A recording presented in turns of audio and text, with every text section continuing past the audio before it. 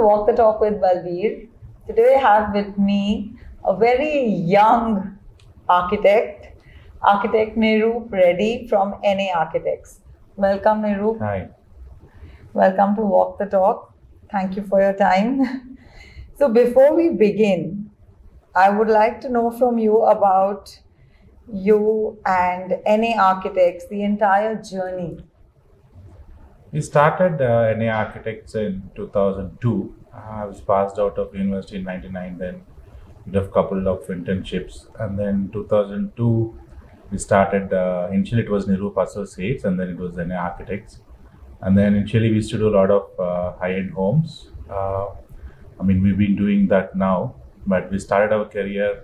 My first home was a very high-end home. It was about 15,000 square feet, my first project, and in a land of about 10,000 square feet.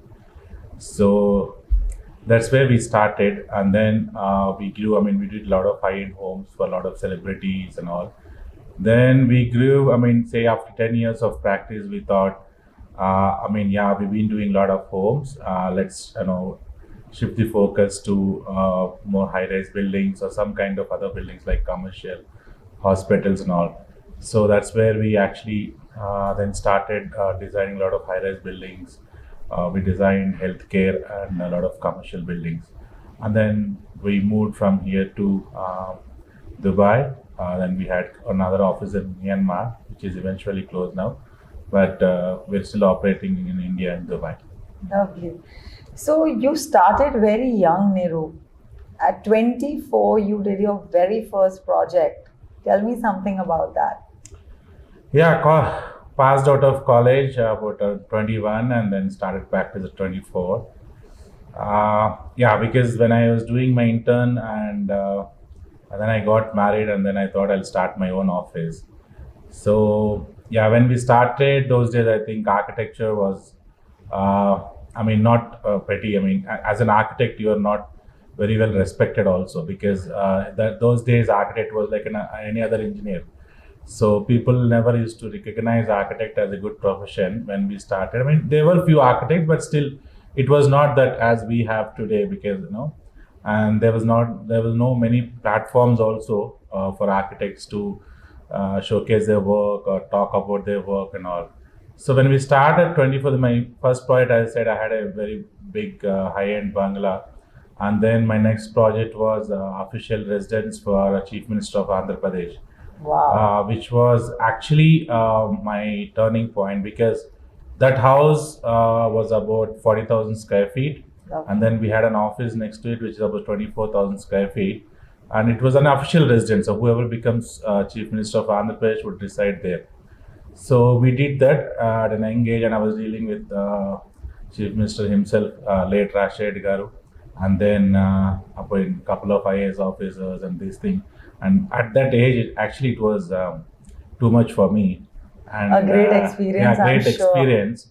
And actually, I've seen success at a very young age, and to carry that success and be humble and down to earth. What you are today, from what I see and from what I am hearing, is so it was very difficult. But initially, actually, 24 to 30 is the age where as a you have that kind of attitude and all.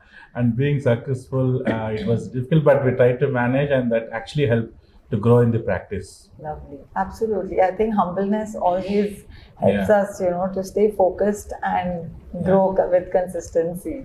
That's amazing. So you come from a family that is an absolutely political background. What made you choose architecture when everyone else is into politics?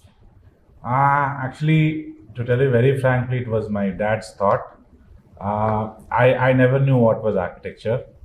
So eventually one day after, when I was studying my +2, so we had a family discussion with my dad. So he was asking, what do you want to do? And I said engineering. And then he said, why can't you do something, out of engineering?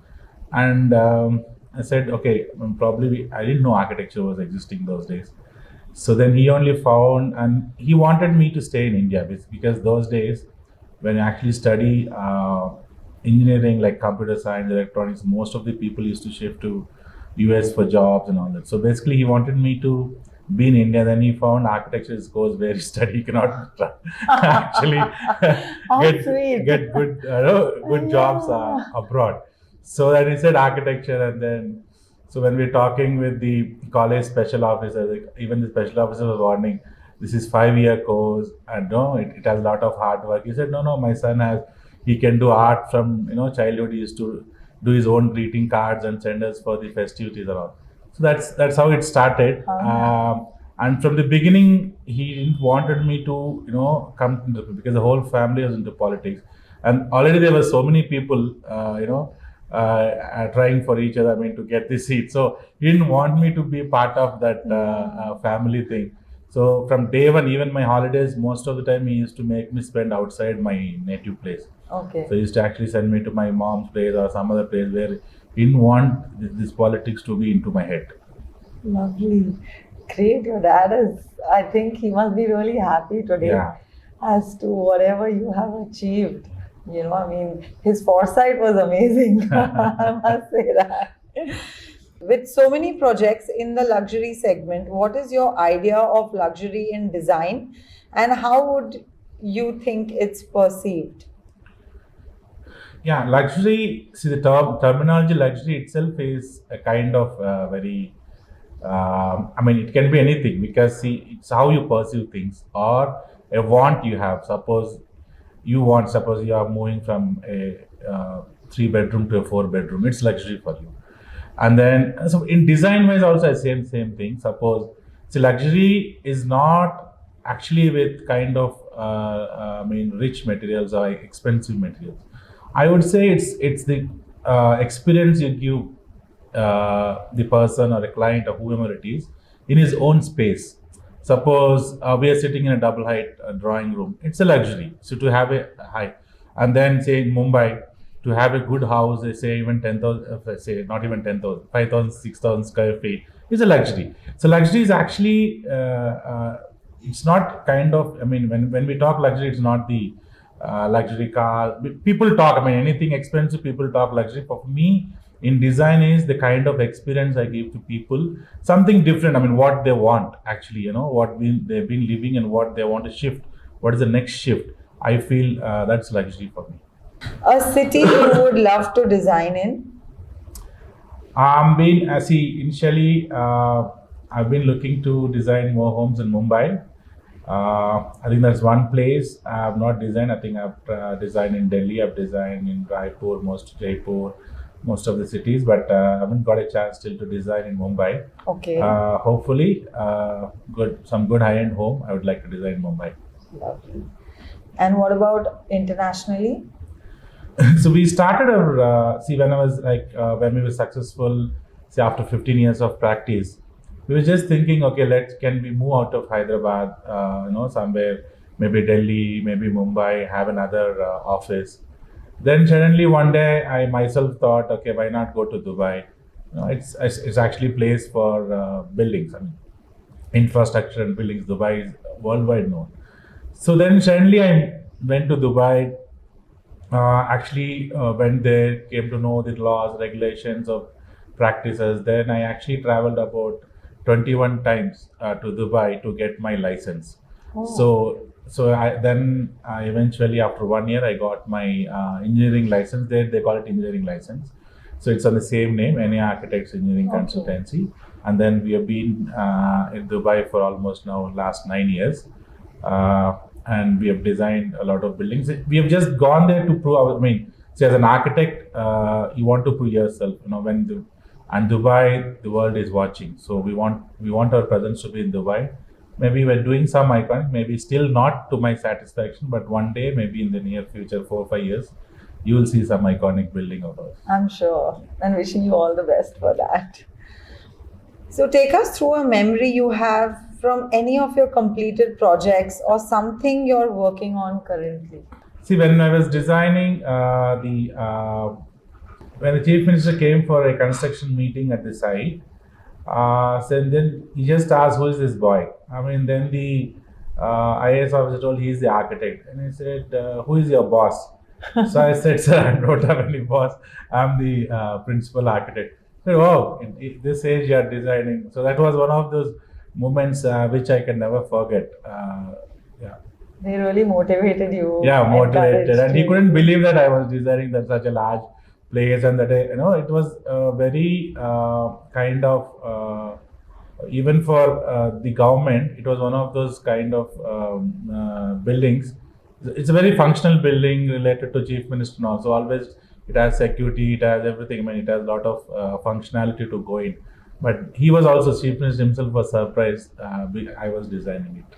And just for my, curiosity, I want to know that they didn't know that your family is also into politics, and this is purely your project which you achieved on your own. Yeah. That's amazing, commendable. Actually, I'll tell you, I mean, after that meeting with Chief Minister, actually asked, so after he found out, okay, who I am, and then actually when I went to him after the meeting, then he asked, who are you? Because he didn't know who I was.